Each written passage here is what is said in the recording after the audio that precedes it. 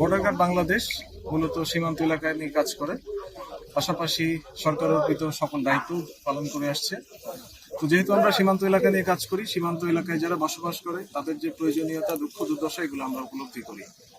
তো এই উপলব্ধি থেকে আজকে আমাদের এই ছোট প্রয়াস, এই ছোট প্রয়াসের মাধ্যমে আমরা তাদেরকে শীতবস্ত্র বিতরণ করছি, যেটা তাদেরকে হয়তো তাদের প্রয়োজন থেকে আরেকটু আরামদায়ক অবস্থায় নিয়ে যাবে।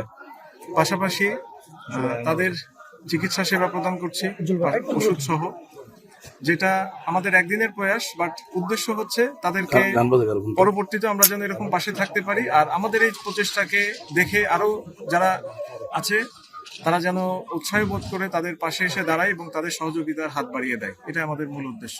যেটা সবসময় বলে থাকি, সচেতনতামূলক যে সভাগুলো আমরা করি, যে প্রত্যেকটা পরিবারের কেউ না কেউ হয়তো সীমান্ত এলাকায় বিভিন্ন ধরনের কাজে জড়িত থাকে। আবার এর ভেতর থেকে কিছু কিছু মানুষ আছে যারা চোরাকারবারির সাথে জড়িত থাকে। তো এই ধরনের কাজের সাথে জড়িত থেকে কেউ যদি একটা অঙ্গহানি হয় বা অনেক সময় মৃত্যু পর্যন্ত হয়, এটা তাদের কাছে একটা বড় ক্ষতি, কিন্তু একটা পরিবারের জন্য। এ ধরনের কাজ যেন তারা না করে, এবং তারা এখন বন্ধ করলে তাদের পরের জেনারেশন যারা আছে তারা এই কাজ থেকে নিরুৎসাহিত বোধ করবে। আজকে যদি এখনকার জেনারেশন বন্ধ না করতে পারি, তাহলে পরের জেনারেশন একই কাজের সাথে জড়িয়ে যাবে। আমরা সবসময় এই জিনিসটা তাদেরকে বোঝানোর চেষ্টা করি যে তারা এখন থেকে যেন এই কাজটা না করে, এবং প্রত্যেকেরই পরিবারের বিভিন্ন সদস্য থাকে, পরিবারের সদস্যরা যেন যারা এই কাজের সাথে জড়িত তাদেরকে নিরুৎসাহ করে যেন এই ধরনের কাজ তারা সীমান্ত এলাকায় না থাকে। সীমান্ত এলাকা সবসময়ের জন্যই খুবই স্পর্শকাতর।